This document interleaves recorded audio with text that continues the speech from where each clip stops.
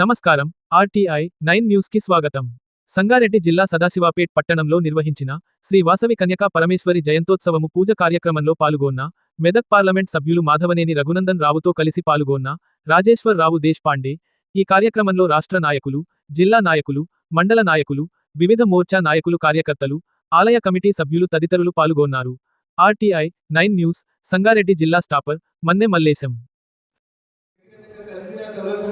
ఆ తల్లి ఆశీస్సులతో నన్ను ఆశీర్వదించి మీ అందరి ఆశీస్సులతో నన్ను మెదక్ పార్లమెంట్ సభ్యులకు పంపినందుకు ఆ తల్లికి మీ సభ్యులందరికీ కూడా వాసవి కన్యకా పరమేశ్వరి క్లబ్ కుటుంబ సభ్యులందరికీ కూడా పేరు పేరున నేను శిరస్సు వచ్చి నమస్కారాలు, శుభాకాంక్షలు, అభినందనలు తెలియజేస్తాను. దేశం మీద ఒక క్లిష్ట పరిస్థితులలో మనమందరం దేశంలో కొంచెం గంభీరమైనటువంటి వాతావరణం ఉంటుందా, గుడి ప్రాంగణంలో ఉన్నాం కాబట్టి మౌనం పాటించుకోవాలని నేను మిమ్మల్ని అడగలేకపోయినాను. కానీ మీ అందరి మనసులో ఉన్న ఆవేదనకి మా ఆడబిడ్డల సింధూరాన్ని ఎవరైనా దుడిపేస్తే బిడ్డ ఆపరేషన్ సింధూర్ పేరిట మీ ఆడవాళ్ళని దుడిచేస్తామని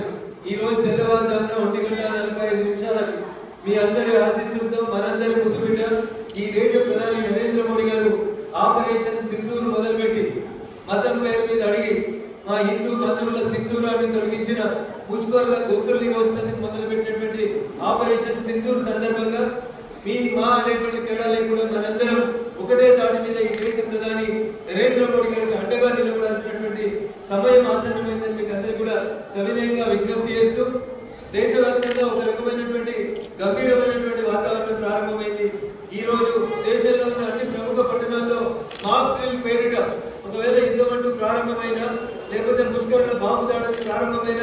మనల్ని మనం ఎట్లా రక్షించుకోవాలనే దానికోసం సైన్యం, పోలీసులు మనకి ఎక్కడికక్కడ మాక్ డ్రిల్స్ పేరిట రక్షణ సూత్రాన్ని తెలియజేస్తా ఉన్నారు. నేను మా వాసవి కన్యకా పరమేశ్వరి కమిటీ సభ్యులందరికీ, ఈ గ్రామ పెద్దకి, మున్సిపాలిటీ పెద్దలందరికీ కూడా నేను చేసేటువంటి విజ్ఞప్తి, మీరు ఎవరిని ఏం డిస్టర్బ్ చేయరు, మీ పని మీరు చేసుకుంటారు, మీరైతే నలుగురికి సహాయపడేటోళ్ళు. ఆ తల్లి ఆశీస్సులతోటి ఎప్పుడు రాజకీయాలను ప్రత్యక్షంగా రాకపోయినప్పటికీ కూడా ఈ దేశం బాగుండాలని, ఈ దేశ పౌరులు బాగుండాలని, ఈ దేశం నాది అనేటువంటి ఒక మంచి మనసుతో పనిచేసేటువంటి మీ అందరికీ నేను చేసేటువంటి అప్పీల్ అనివార్యమై యుద్ధం ప్రారంభమైతే భారత ప్రభుత్వం ఇచ్చేటువంటి సూచనల్ని చిన్న పెద్ద అనేటువంటి తేడా లేకుండా మనమందరం కూడా పాటిద్దామని, ఆ తల్లి మనందరినీ సంతోషాలతో కాపాడుతుందని ఈరోజు ఆ వాసవి కన్యకా పరమేశ్వరిని సవినయంగా ప్రార్థిస్తూ, ఆ దిశగా బాగా విఘ్నులు, బాగా మాట్లాడగలిగేటోళ్ళు, బాగా చేయగలిగేటోళ్ళు, మాకెందుకు రాజకీయాలు అనుకుంది, ఈ దాంట్లోకెళ్ళి వచ్చి అభినవ సర్దార్ వల్లభాయ్ పటేల్గా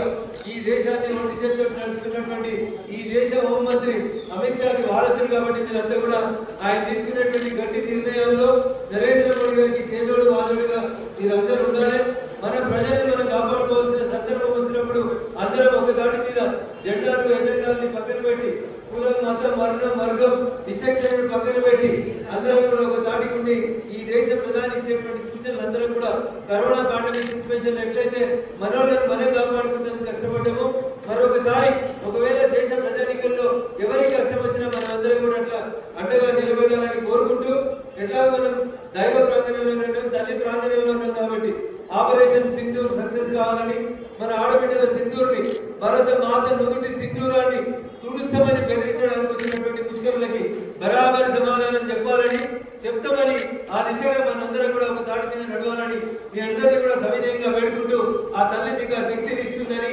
పొరపాటున మనదాకా యుద్ధ ఛాయలు అనుకుంటే దానివల్ల ఏ ఒక్కరికి కూడా నష్టం కలగకుండా మీరు అందరినీ కాపాడాలని, మీకు ఆ విస్తృత దాన గుణం, మంచి గుణం, 10 మందికి సాయం చేసేటువంటి దాతృత్వం కలిగినటువంటి అనేక మంది పెద్దలు వేదిక మీద ఉన్నారు కాబట్టి సమయానుకూలంగా స్పందించాలని మీ అందరినీ కూడా వేడుకుంటూ, నన్ను గెలిపించి మెదక్ పార్లమెంట్ సభ్యునిగా పార్లమెంట్కి పంపించిన తర్వాత నాకు అవకాశం దొరికిన ప్రతి సందర్భంలో మెదక్ పార్లమెంట్